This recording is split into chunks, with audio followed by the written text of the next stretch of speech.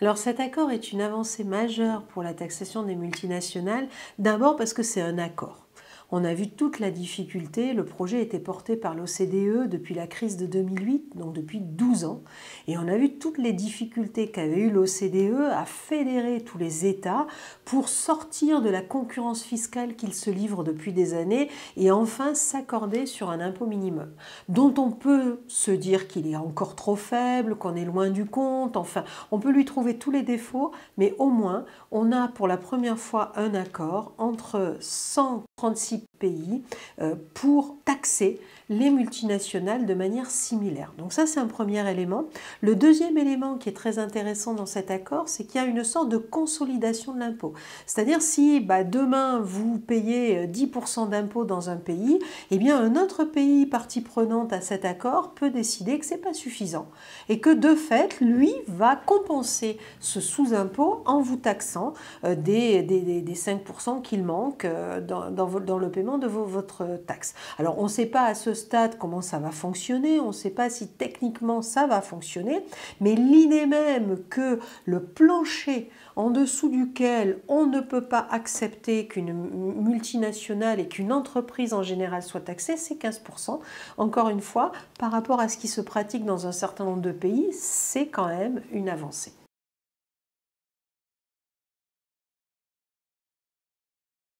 Cet accord, il a effectivement un certain nombre de lacunes. Déjà, la première d'entre elles, c'est qu'on ne sait pas tellement à ce stade quel est le réalisme de cet accord et si effectivement les États, au-delà de signer un accord et de s'entendre sur un niveau minimal de taxation, s'ils vont le mettre en œuvre et si véritablement, dans les mois et les années qui viennent, les multinationales vont être taxées au moins à hauteur de 15% de leurs bénéfices. Donc ça, c'est un premier élément. Un deuxième reproche qui peut être fait à cet accord, c'est qu'on n'a rien dit à ce stade sur ce qu'on allait faire de cet argent qui serait collecté si on parvenait à appliquer cet accord. Et un certain nombre d'ONG, dont Oxfam, souhaiter qu'on détermine quelle est la finalité de l'accord, c'est à quoi va-t-on investir au fond les montants qui vont être collectés. Le risque, en effet, c'est que ces montants soient collectés par les pays les plus riches, réinvestis dans ces pays ou réutilisés dans ces pays les plus riches, dont on sait aujourd'hui qu'ils sont largement endettés et dont on sait aujourd'hui que l'une des motivations de Joe Biden, qui a quand même été un moteur dans la finalisation de cet accord, c'est d'assurer des rentrées fiscales parce qu'aujourd'hui il en a bien besoin pour rembourser la dette et pour combler le déficit public post-Covid. Donc effectivement, il présente toutes ces limites-là.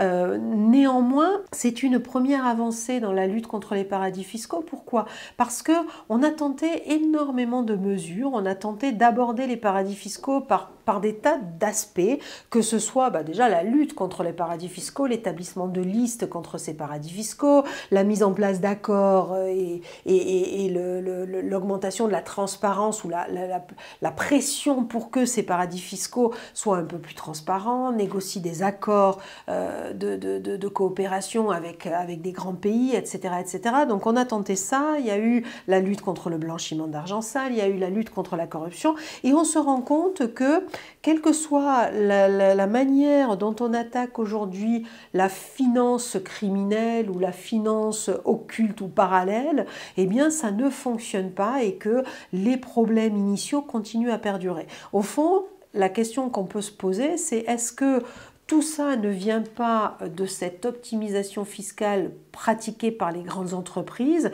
qui quelque part est un peu l'arbre qui cache la forêt, l'arbre légal entre guillemets qui cache une forêt de finances criminelles, et est-ce qu'au fond, en obligeant les entreprises à payer des impôts, on ne réduit pas l'intérêt qu'elles peuvent avoir à placer leur argent dans les paradis fiscaux, et donc en réduisant cet intérêt, on réduit aussi l'attractivité des paradis fiscaux, donc l'importance de ces paradis fiscaux.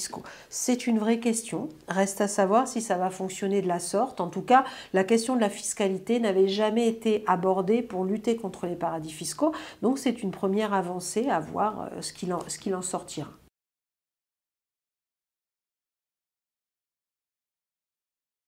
les deux questions en fait posées se recoupent. D'un côté, scandale après scandale, on voit toujours le même type de personnes se faire prendre toujours dans les mêmes affaires pour les mêmes raisons. Et ça interroge de se dire, mais comment se fait-il que, après les différents scandales, il y a encore des gens qui pratiquent de la sorte, voire se laissent attraper de la sorte, ou se laissent surprendre par ce type de phénomène. On a l'impression d'un sentiment d'impunité qui est tel qu'au fond, scandale après scandale, un certain nombre de personnes ne se sentent pas concernées. Ça, c'est un premier élément, effectivement, qui est très important. Mais du coup, ça interroge aussi sur le comment lutter.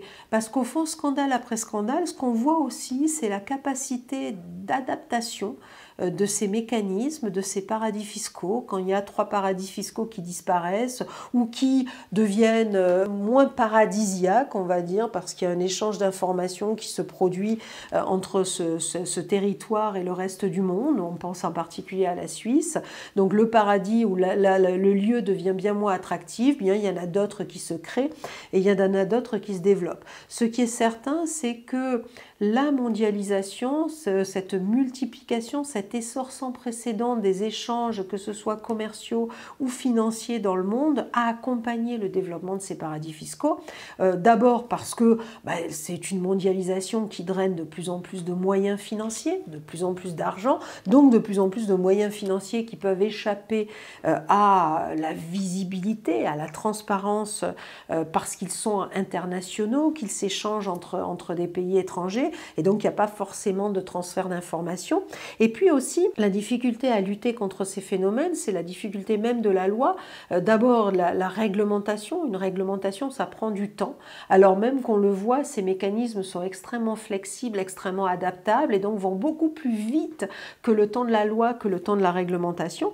Et puis le deuxième élément, c'est que dans un monde devenu global, la loi reste nationale, voire dans le meilleur des cas régionale, européenne par exemple, alors même que ces mécanismes sont internationaux, que les flux sont internationaux, que l'échange d'informations est l'antithèse même de ces paradis fiscaux, donc il y a une opacité totale, et que finalement le régulateur, le juge national a du mal à aller chercher cette information.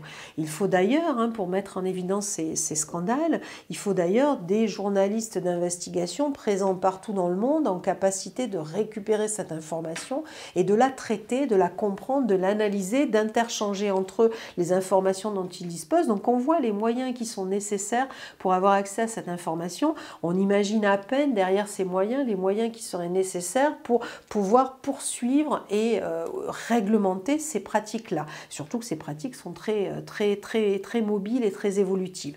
Donc on est vraiment face à cette difficulté et c'est en ça aussi qu'on peut considérer que l'accord qui a été trouvé entre 136 pays pour véritablement penser un impôt certes minimum, certes insuffisant, mais un impôt sur les multinationales est une première avancée parce que c'est la première fois qu'on arrive à un accord global. Et donc, cette dimension globale est la seule à même de parvenir, si tant est qu'on y parvienne un jour, à réduire ce phénomène des paradis fiscaux.